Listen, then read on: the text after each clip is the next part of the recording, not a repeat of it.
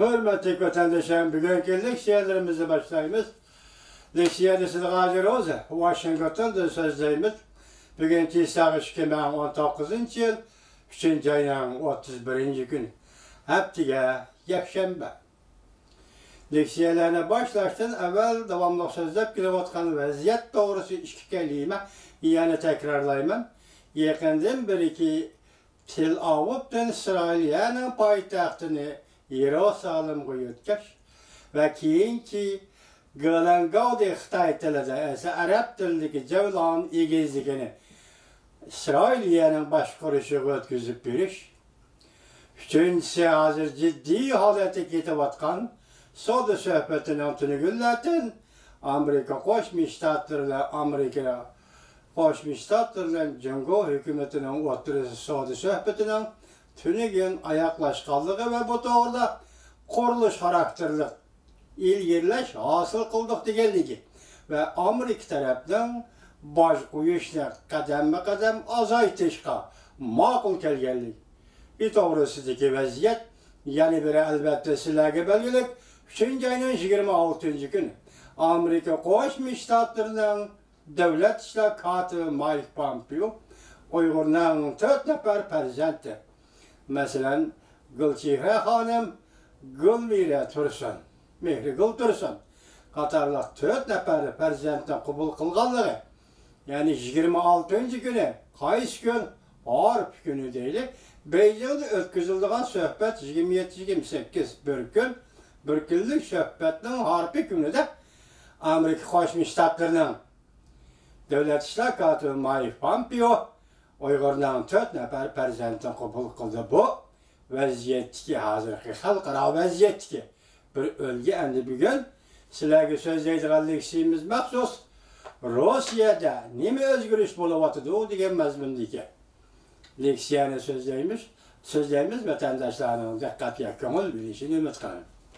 Mavzu birinci mında Prezident Trump Cumhuriyet umumyüzlük ve tepsili soda kelişimi imzalayımız. Görsetli mavzulu haber 3. ayının 30. günü Amerika Avaz'dan Xitay Tili programımız ilan kılındı. Haber bundan başka. Aksaray, Amerika'nın nüfuzluk ameldanları Beijing'de bir gün soda söhbeti ötközgendiyken Aksaray bayanat ilan kılıp bundan görsetti. Söhbet səməvi ve kuruluş karakterlik oldu.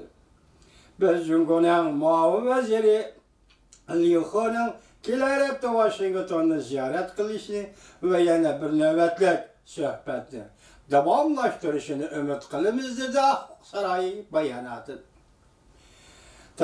Prezident Trump bunda görsetti.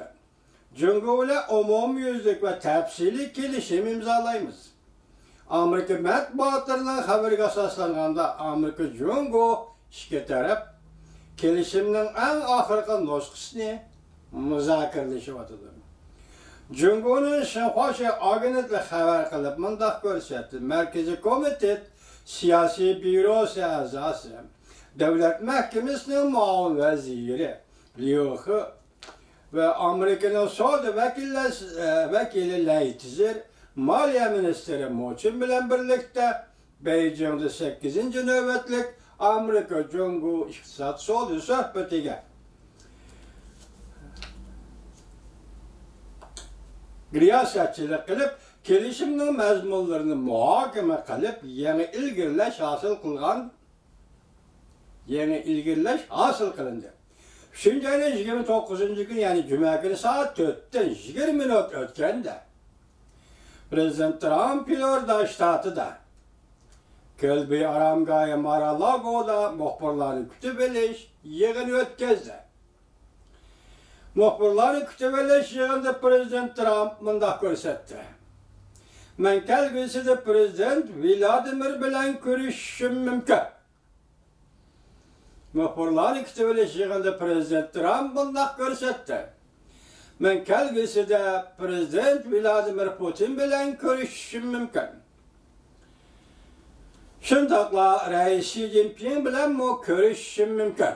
Bu acayip koyulgan cümleyken cuma vatandaş. Aslında acayip koyulgan cümle. Arkadan olaplı Prezident Trump yanımında dedi. bizning yuqori darajalik amaldorlarimiz dal hozir Beijingda suhbat o'tkazib belki sözleşivatkan kelişim umumyüzlük ve intayin tepsili. Ötken bir qancha yıldan beri Amerika bilen Cunga o'rtasida o'tirib qo'yilgan barliq meseleler bu qatam suhbatga qo'yildi. Bu cümlege diqqatda. Ötken bir qancha yıldan beri Amerika bilen Cunga o'rtasida o'tirib qo'yilgan barliq meseleler bu qatam suhbatga qo'yildi. Bu yerda barliq meseleler yolg'iz savdo bilan iqtisodli meselesi emas. İki davlat o'rtasida nurg'un siyosiy meseleler bor vatandaş. Prezident Trump yana mundaq ko'rsatdi, bu kelishim intayin yaxshi kelishim bo'lib imzolanadi. Agar yaxshi kelishim bo'lmaydigan bo'lsa, biz berib suhbatlashmagan bo'ladi. Agar kelishim yaxshi kelishim bo'lmaydigan, yaxshi suhbat bo'lmaydigan bo'lsa, biz Beijingga berib suhbat qurmagan bo'ladi. Payshanba kuni, yani 3-ayning 28-kuni Prezident Trump Florida shtatiga berishdan burun kimdir birisi savol qo'yib, nurg'un tahlillarni shundoq ko'rsatildi. Taftish Robert Muellerning doklati prezidentning saylan davridagi faoliyatlari Rossiya bilan bog'lanib qolganligi to'g'risida hech qanday xulosa chiqarmadi. Bu natija Cunga bilan savdo suhbati elib berishni texmi qulaylaştırdı deyishdi. Çünkü Cunga Robert Mueller doklatining e'lon qilinishini izchil kutib kelgan deganda, shunda savol qo'yib, shunda deganda bu savolga Prezident Trump bunday javob berdi. Taftish Robert Muellerning doklati boshqa davlatlarga, jumladan Cungaga nima ta'sir ko'rsatdi? Men buni sana aytib bera olmayman. Ben sana şunu aytib bereyim ki, dünyada her qanday davlatlarning inkası intayin yaxshi bo'ldi. Bizden Cunga bilan elib berayotgan savdo suhbatimiz, bizden başka davlatlar bilan elib berayotgan savdo suhbatimiz, yana boshqa masalalar